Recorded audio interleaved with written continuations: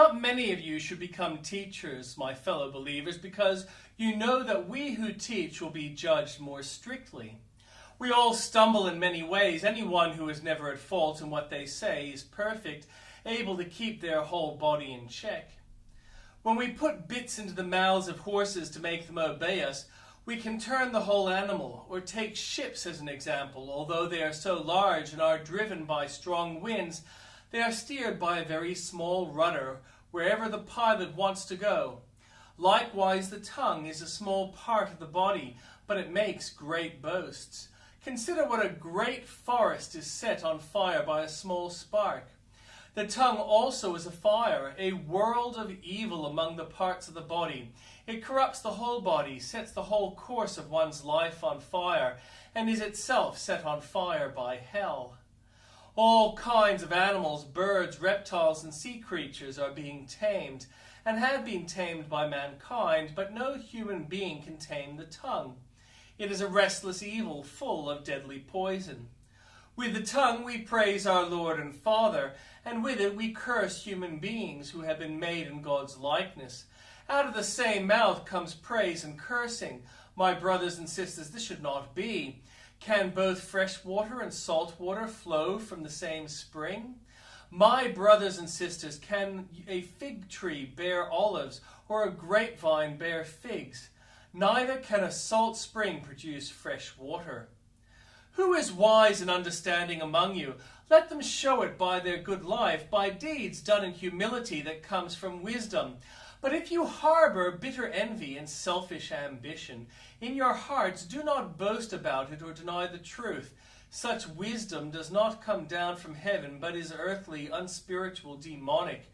For where you have envy and selfish ambition, there you find disorder and every evil practice. But the wisdom that comes from heaven is first of all pure, then peace-loving, considerate, submissive, full of mercy and good fruit, impartial and sincere. Peacemakers who sow in peace reap a harvest of righteousness. And the Old Testament reading.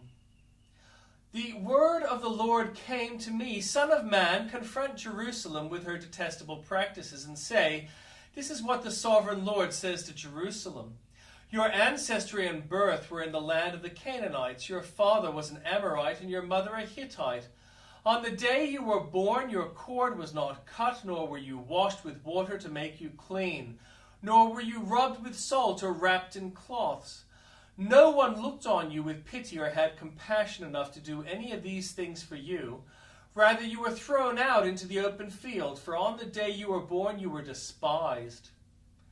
Then I passed by and saw you kicking about in your blood, and as you lay there in your blood, I said to you, live.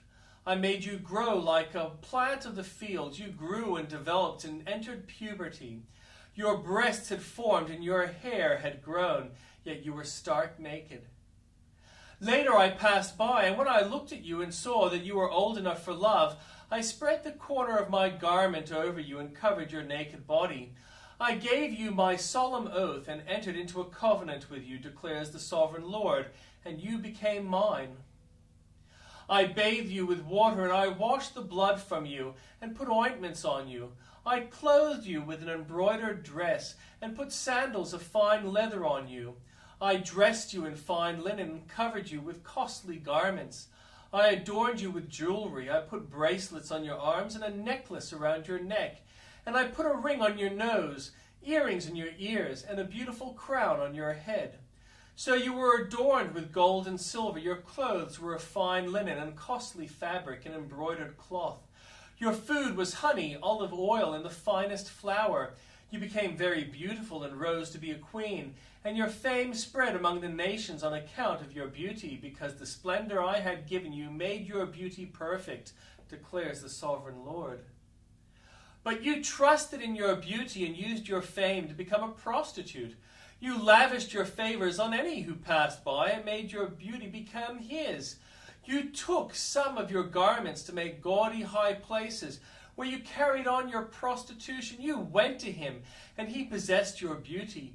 You also took the fine jewelry I gave you, the jewelry made of my gold and silver, and you made yourself male idols and engaged in prostitution with them.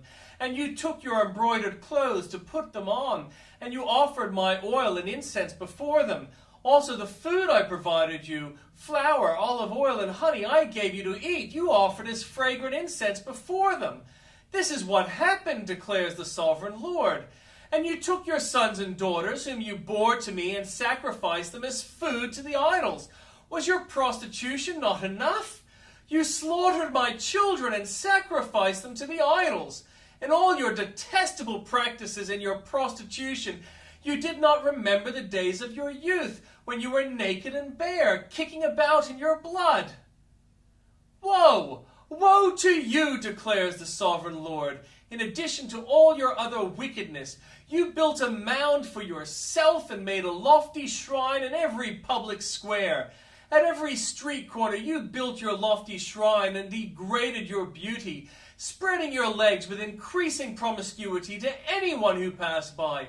You engaged in prostitution with Egyptians, your neighbors, with large genitals, and aroused my anger with your increasing promiscuity. So I stretched out my hand against you and reduced your territory. I gave you over to the greed of your enemies, the daughters of the Philistines, who were shocked by your lewd conduct.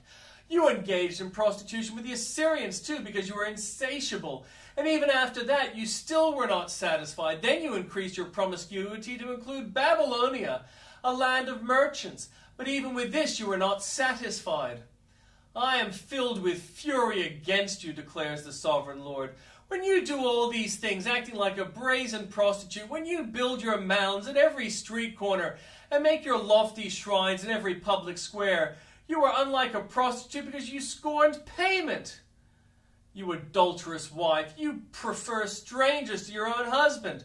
All prostitutes receive gifts, but you give gifts to all your lovers, bribing them to come to you from anywhere for your illicit favors. So in your prostitution, you are the opposite of others. No one runs after you for your favors. You are the very opposite, for you give payment and none is given to you. Therefore, you prostitute, hear the word of the Lord.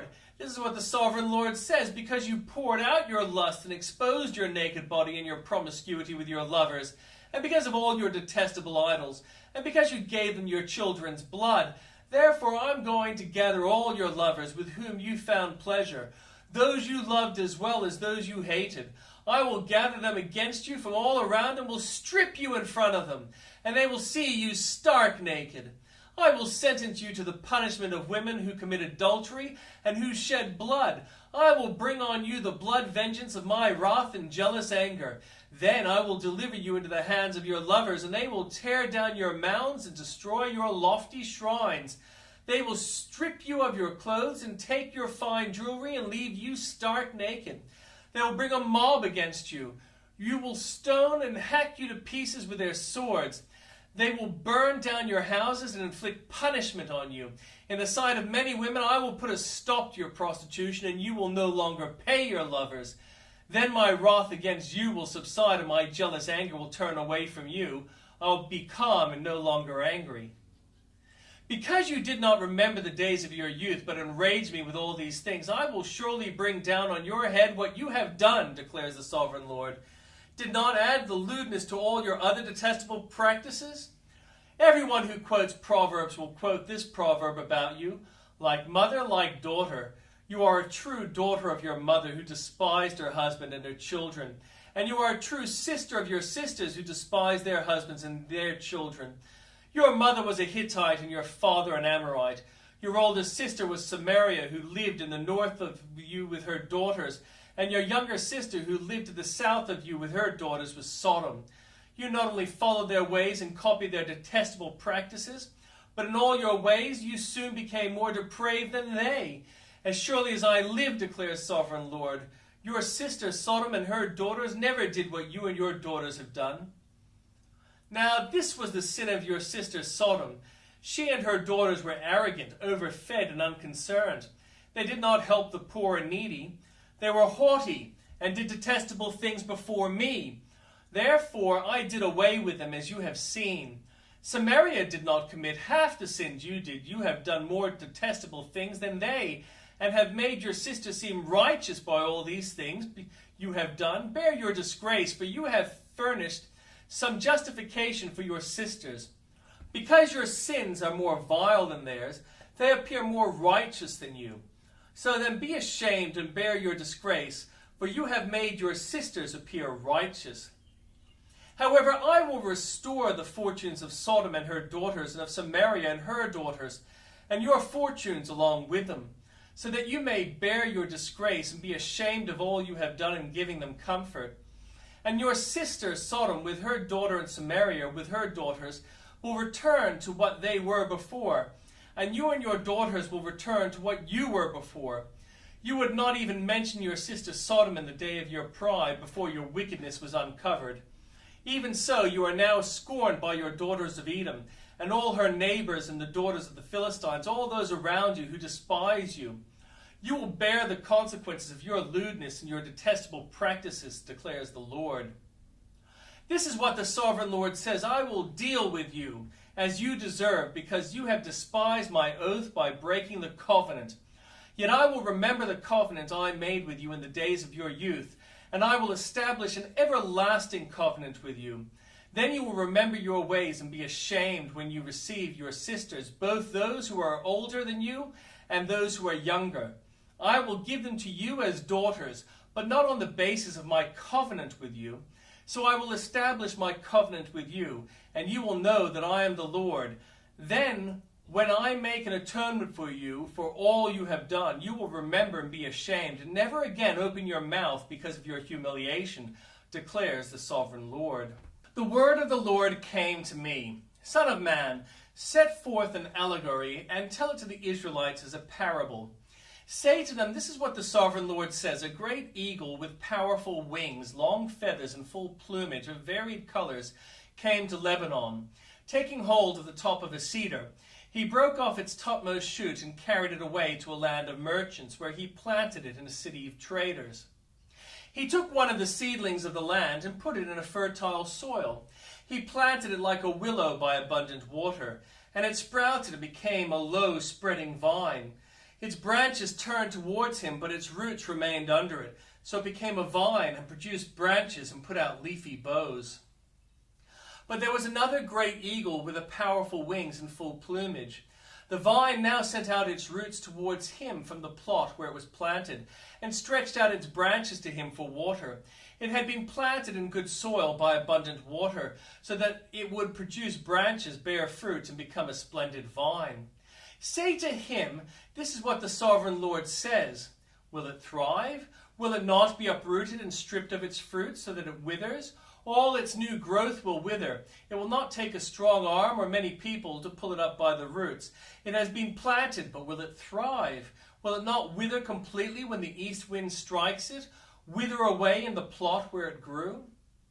Then the word of the Lord came to me: say to this rebellious people, do you not know what these things mean? Say to them, the king of Babylon went to Jerusalem and carried off her king and her nobles, bringing them back with him to Babylon. Then he took a member of the royal family and made a treaty with him, putting him under oath. He also carried away the leading men of the land, so that the kingdom would be brought low, unable to rise again, surviving only by keeping this treaty. But the king rebelled against him by sending his envoys to Egypt to get horses and a large army. Will he succeed? Will he who does such things escape? Will he break the treaty and yet escape? As surely as I live, declares the sovereign Lord, he shall die in Babylon, in the land of the king who put him on the throne, whose oath he despised and whose treaty he broke. Pharaoh with his mighty army and great horde will be of no help to him in war. When ramps are built and siege works erected to destroy many lives, he despised the oath by breaking the covenant, because he had given his hand in pledge and yet did all these things. He shall not escape. Therefore, this is what the sovereign Lord says: as surely as I live, I will repay him for despising my oath and breaking my covenant.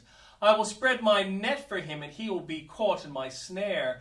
I will bring him to Babylon and execute judgment on him there, because he was unfaithful to me. All his choice troops will fall by the sword, and the survivors will be scattered to the winds. Then you will know that I, the Lord, have spoken. This is what the sovereign Lord says. I myself will take a shoot from the very top of a cedar and plant it.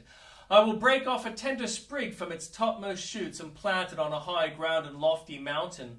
On the mountain heights of Israel I will plant it. It will produce branches and bear fruit and become a splendid cedar. Birds of every kind will nest in it, and they will find shelter in the shade of its branches. All the trees of the forest will know that I, the Lord, bring down the tall trees and make the low tree grow tall. I dry up the green tree and make the dry tree flourish. I, the Lord, have spoken, and I will do it.